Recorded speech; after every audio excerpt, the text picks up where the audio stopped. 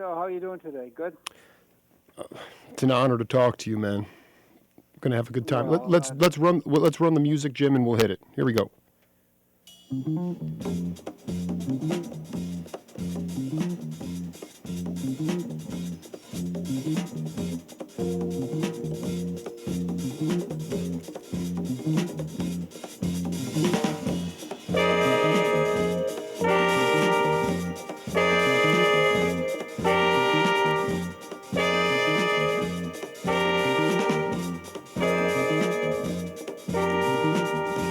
On a mission given to me by Woody Shaw, Sunship, Dizzy, and John Kahn, dedicated to pursuing a piece of our cultural heritage through interviews with my music heroes, this is the Jake Feinberg Show. Welcome, everybody, inside the Jim Brady Broadcasting Studios at 25 East Glen. This is the Jake Feinberg Show.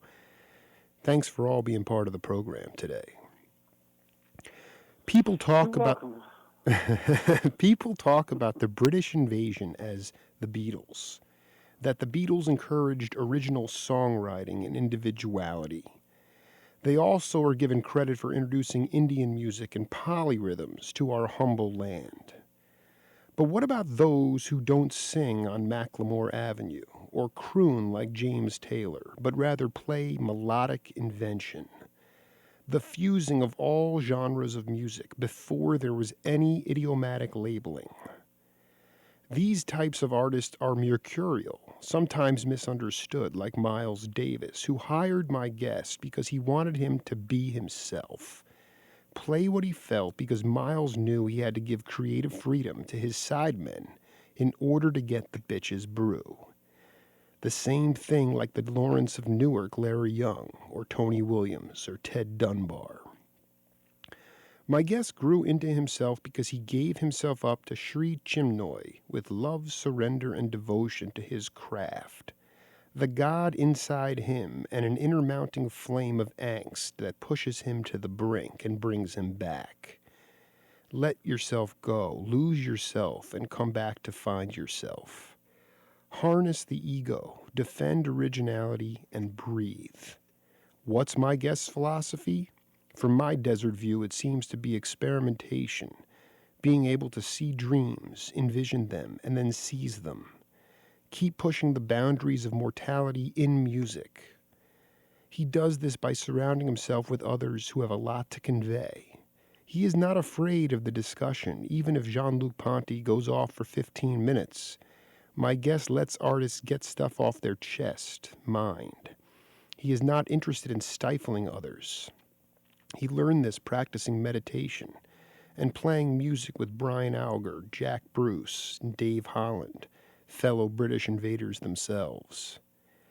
Like his kids and mine, he has learned to share, take turns, and devote your prowess to opening minds through melodic invention, even if it's time out of mind.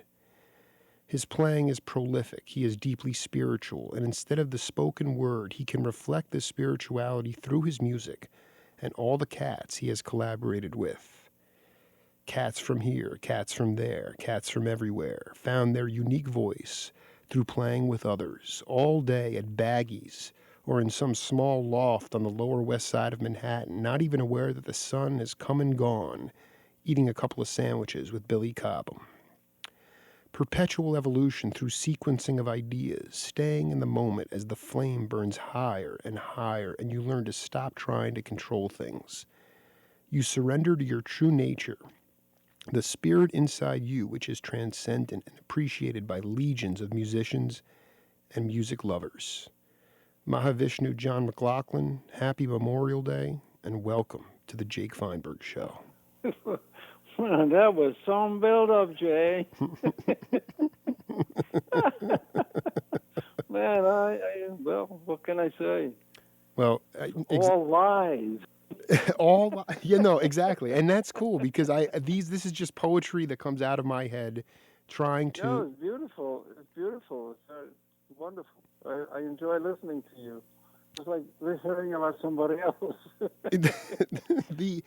I want to ask you something. First off, I don't think this gets a lot of exposure, but when you first started playing live gigs in London or wherever, were you playing with any black organ players? Were there any like jazz trios that you started with? I'd love to know some of those early live Well, shows. yeah, I mean, in those days, really the guitar trio, the organ trio, which is Hammond organ, guitar, and drums, was everywhere, and so I was very much part of it, which was one of the reasons why I was thrilled when I came over to New York to play with Tony. Discovered that Khalid Yassin was in the band, Larry Young, Sure. the late great Larry Young, because that organ trio was marvelous. Black music. The only black musicians I played with in the UK was I had a band with some South African musicians who kind of escaped the apartheid. Dudu Pakwana, alto sax player Louis Maholo, a drummer, Johnny Biani, bass player. What year was that? Oh, this would be 1967, 66. Dudu Pukwana. I know that 67. name from. That was like Hugh Masekela's guy, Dudu Pukwana. I know that guy. Dudu Pakwana, yeah. Unbelievable. He was Unbelievable. great player, yeah. Oh. Yeah. So, marvelous players out of South Africa. Yeah, because the whole apartheid thing, there were a lot of South Africans escaped, fortunately, and they made it over to Britain at that time. But black Americans were few and far between as far as playing with them concerned. The only lucky chance I got was I got to play. I had a gig in Belgium with a great Belgian guitar player at that time, René Thomas, his name was, and the trumpet player was Art Farmer. Oh wow! He was a lovely player, lovely musician, and it was just one gig, but it was a thrill. But it really, I mean, as far as really hitting the jazz scene, I mean, I was going around Europe and running into musicians every now and then, but it was really when I got to New York that things really took off. I mean, playing with Tony and then being snatched by Miles the day after. That was, I mean, what musicians could ask for more, really. Well, but you, this is what I like to get at, is that someone like you, all the other cats that I've interviewed as well, it seemed to me that you guys were street scholars in a lot of ways. You had a lot of opportunities to play in live venues in front of lots of different people, and to me that helped you create your individual sound.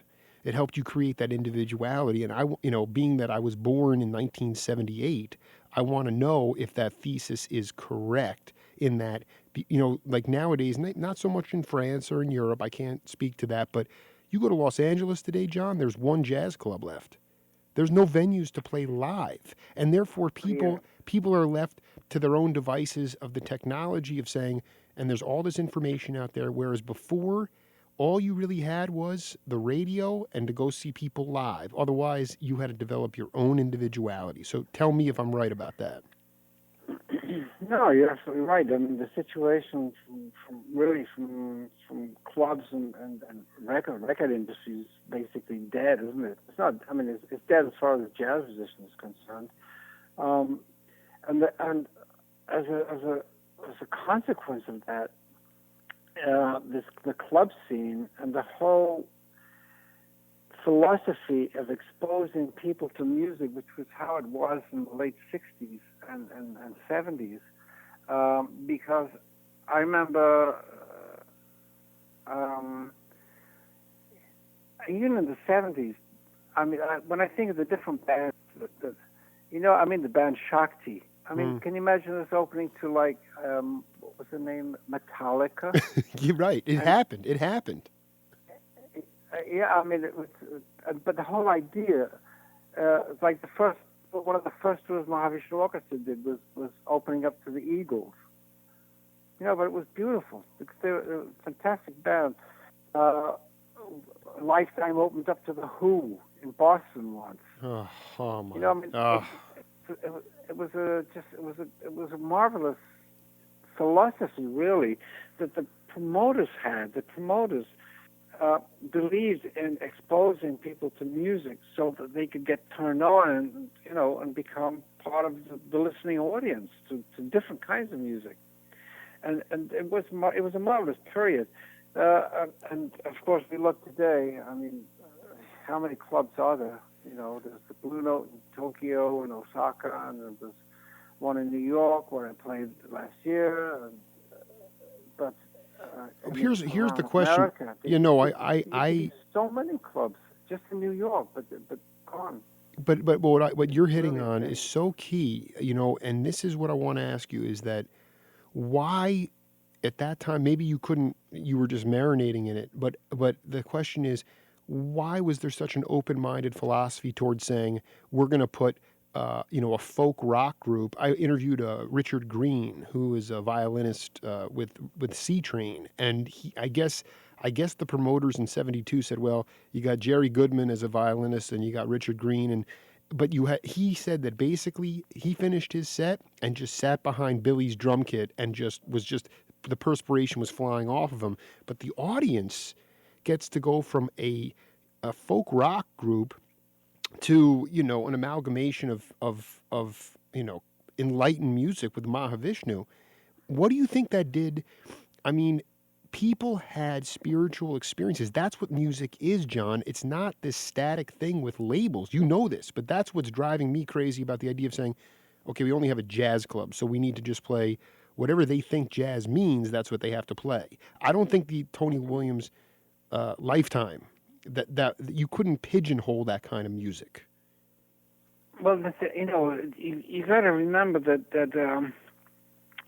people, the jazz, some of the jazz musicians, they'd come and listen to Lifetime. They say this ain't jazz, but they said the same thing with Mahavishnu Orchestra. But the thing is, as to quote Miles, jazz is a white man's word. Right. That's right. It's a very appropriate response to that because, these purists who think they know what the real McCoy is, how do they know what is real jazz and what is not? It's their personal preferences. If it sounds like something they enjoy, then that's the real thing. I mean, come on. But the problem is we've got purists everywhere. The other aspect for me that I see was this fragmentation of jazz and the promotion. It's like, jazz rock. Okay, I was there at the beginning, but then you got funky jazz, and you got cool jazz, and you got smooth jazz, and cool jazz, right? And they're all and they're all being distilled, and because I listen to, I'll go on the internet. I mean, it's hard even to buy a record anymore, but I'll go onto the internet and listen to some of the what they call jazz, smooth jazz, and there's so little to me that reflects the criteria by which I would say that's real jazz. But of course, I've got my own personal preferences also, Jay, haven't I? I come out in the 60s. I come up with Miles, Coltrane, Sonny Rollins, Pharoah Sanders, Cecil Taylor, Archie Shepp, that whole wild 60s. Unbelievable. It was an unbelievable situation. And then we had, and you mentioned the Beatles before, and they were highly original. And they were, I love the Beatles. I love them to this day because they were original and they were new, and it was refreshing to hear great lyrics that meant somebody that were not like, if I don't see you, baby, I'm gonna die. Exactly. Real poignant lyrics, and then you had bands like Sly and the Family Stone. And I saw them in '69. One of the greatest concerts I ever saw, bar none. You know what I mean? They're not a jazz band, but who cares? that it's great music. And in the end, that's all. That's what we look for. But in jazz today, it's true. It's very difficult for me to isolate some of the young musicians and say this guy is going to be really something. There are some great musicians around, but I don't see any of these great personalities I grew up with in the '60s. I think for me, they're like great men. Okay, they're my heroes, but they came out with this so new forms and new conceptions and new ways of playing, and it was fabulous. And well, you listen to basically jazz today, unless of course, I don't want to generalize because there are some great young musicians. I know that. I mean, the level of musicians. I try to help young musicians because they write to me, and they send their files to me, and if I can do something for them, I do it because the music's given me everything. I've got to hand it on. But it's difficult for me to say this is the real jazz because I grew up with different criteria. Jay, it's a tough call for me. I just want to say young musicians, great young musicians, and they're great. I mean, for example, like but they've been around a while. People like Brad Moldau, he's the younger generation, but highly original. You get someone like Gonzalo Rubalcaba, beautiful player, but they've been around. I mean, Gonzalo's been around for 30 years too. But I'm waiting to hear somebody come out with a new form, a new refreshing form that's based on the criteria that I grew up with. I want to just say one thing, John, because this is such a classic interview. My name is Jacob, so call me Jake, not Jay. Jacob, Jake. Okay. Yeah. So. I'll call you Jacob if you want. It's fine with me. It's a little too biblical. Jake Feinberg just kind of just for legacy purposes. I don't want people to. I've had I've interviewed David Grisman, the mandolin player, and at the end of our conversation, after an hour and 40 minutes, he said to me, I mean, literally, we had this incredible interview, and then we're getting off the phone, and he says, "What's your name again?" So I want to make sure you know who it's Jake, but. The thing is, it's called old age. Jake. No, but here's the thing. So what you have to forgive me, okay? I forgive you, of course. But here's the thing. I think what you and we haven't gotten to it yet, but I think part of the originality from you speak about two things that stood out to me. One was just the leadership that was there. Dizzy, Duke, Miles. Woody Herman, it didn't matter. Those guys were leaders and set. Yeah. The other thing though was, and there was Maharishi Mahesh Yogi on the West Coast, and you tapped into a very special cat on the East Coast. And can you pronounce his name for me, like Jake? What is Sri Chinmoy? Is that it? Chinmoy, yeah, like Chin with a moy at the end. Yeah. Now listen, he let you my meditation guru. And 5 years he was. And you look at the co-joining of the spiritual and the letting and all the stuff that he taught you, and then what that put into your playing, all of a sudden, that is what that you have a tremendous, when you fuse that love with the music, you got it. And for and everybody in that group, Larry Young, Miroslav, Joe Chambers, the list goes on and on and on. All those guys, It was all spiritual, connected with. It wasn't just learning in a classroom, And to me, so you can't. For me, I can't discount this idea of these incredible gurus that you gravitated to at a certain period. I guess the question I have for you is, when you first saw him in a small gym or wherever you saw him in Queens or the Bronx, what was it that immediately hooked you into what he was thinking about, or talking about? Well, I think we're going to have to go back to a few years prior to that, because in the mid-'60s, with the Beatles and not just the Beatles, but everybody was tripping. We were all tripping. It was what they call now the psychedelic period. Sure. And And these are, I mean, you read a book like The Doors of Perception by Aldous Huxley, in which he describes, he writes, a very erudite and wonderful, beautiful human being. He writes about an experience he had after taking acid. And we all came out of that around 1967 with the desire, and I was not alone. I mean, the Beatles were there. Coltrane was already deep into it, into basically finding a way to alter the state of consciousness without taking chemicals, okay? Right. And the only way to do that is through meditation, yoga practices, which were not so common in those days. The only thing that was really around, that was becoming available, were certain teachers from Asia, from India in particular. Maharishi Mahesh Yogi was one of them, and his. I just saw a movie of David Lynch when he was propagating this philosophy in a beautiful way, really too, and so by 1967 I started to do yoga, and because I wanted to get out of that whole drug thing. I don't even consider LSD drugs or mescaline or these buttons. It's all a very messed up situation as far as perception of drugs is concerned. I agree. In the meantime, I heard yesterday the drug business is $600 billion a year, so people, they definitely want to get high. The government, they should recognize that fact and move in and move the drug barons out. In any event,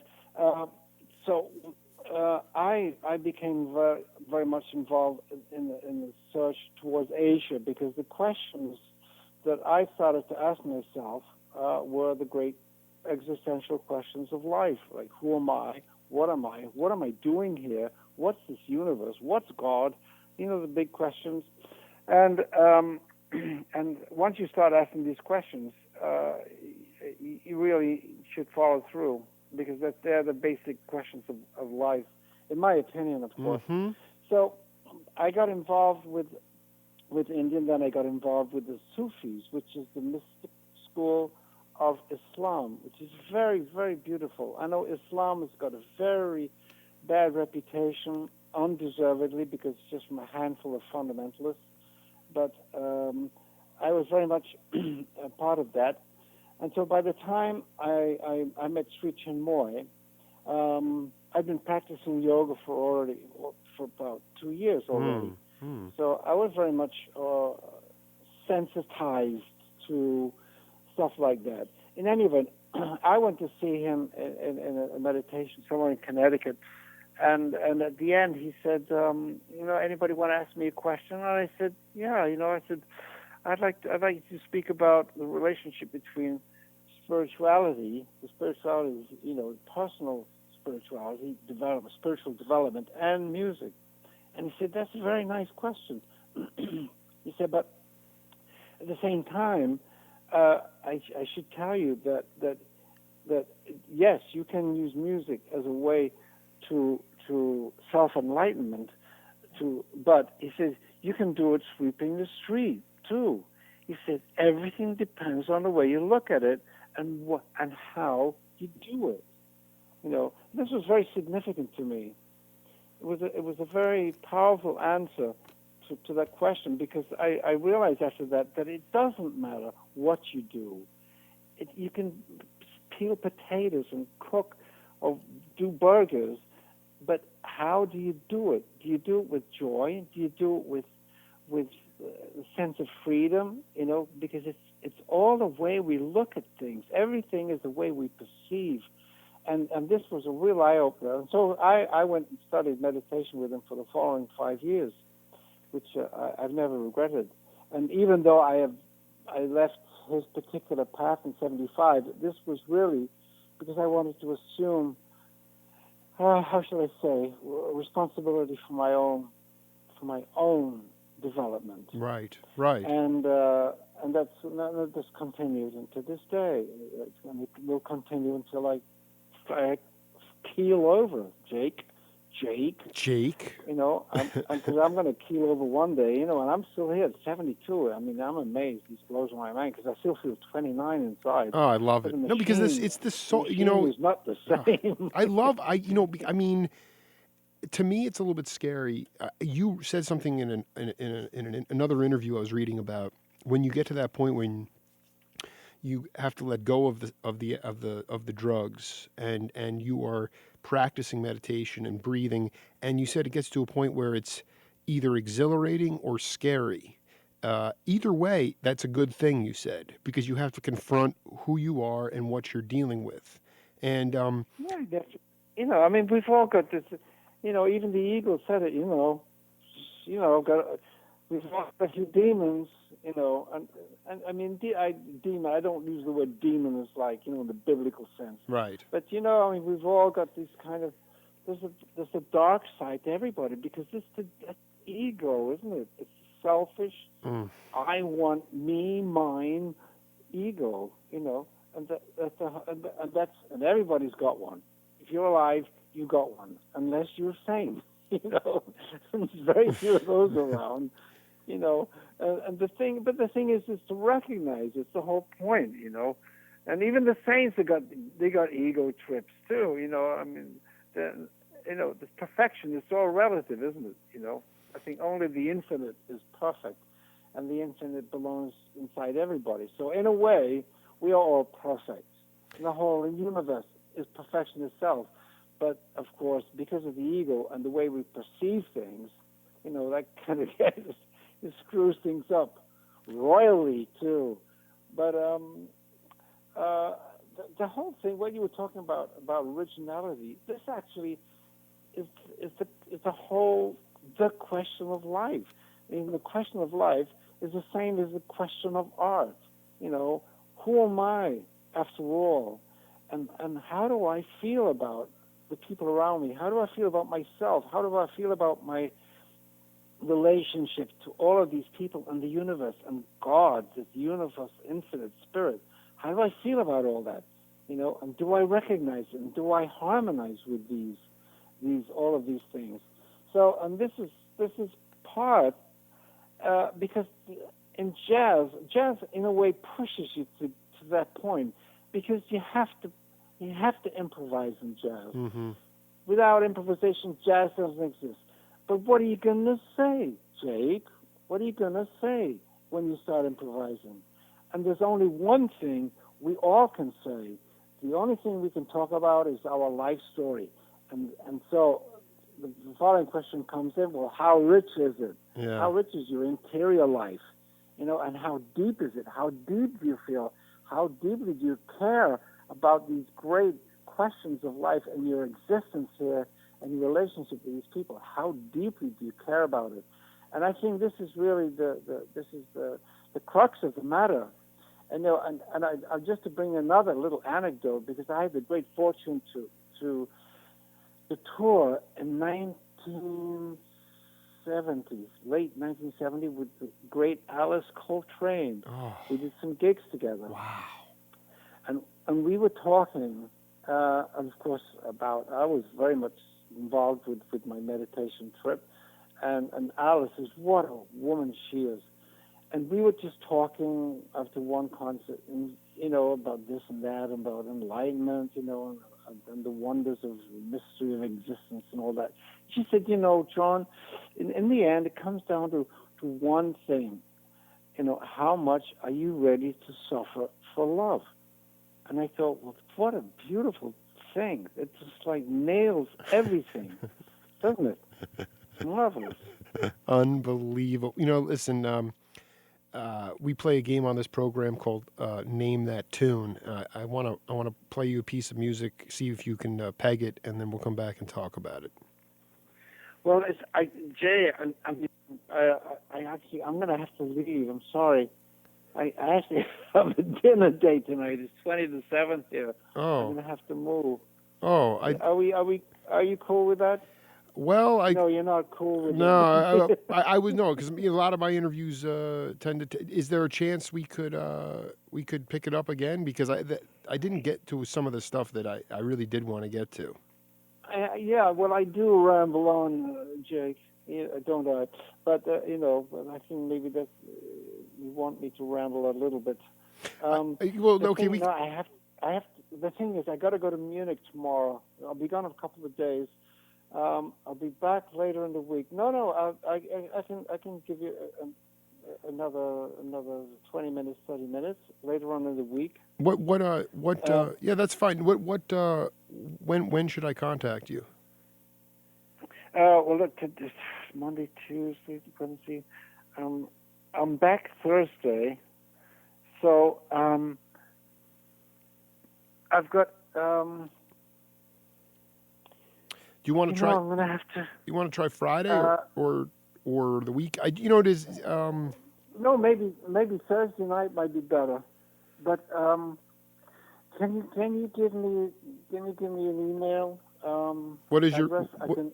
Yeah, I sure. can write you to. Yes. Just to confirm it, because I'm gonna have to look at my agenda. No, I'm sorry. I didn't know. I thought normally go. It goes on for about 30 minutes. No, my interviews tend to. I figured. We were just warming up. We were just warming up. Yeah, let me give you my email. Yeah. It's Jake, Jake. Yeah. Feinberg, F like in Frank. EIN. F in friend. F like friend. Jake Feinberg. Yeah, FEIN. BERG. Show, SHOW.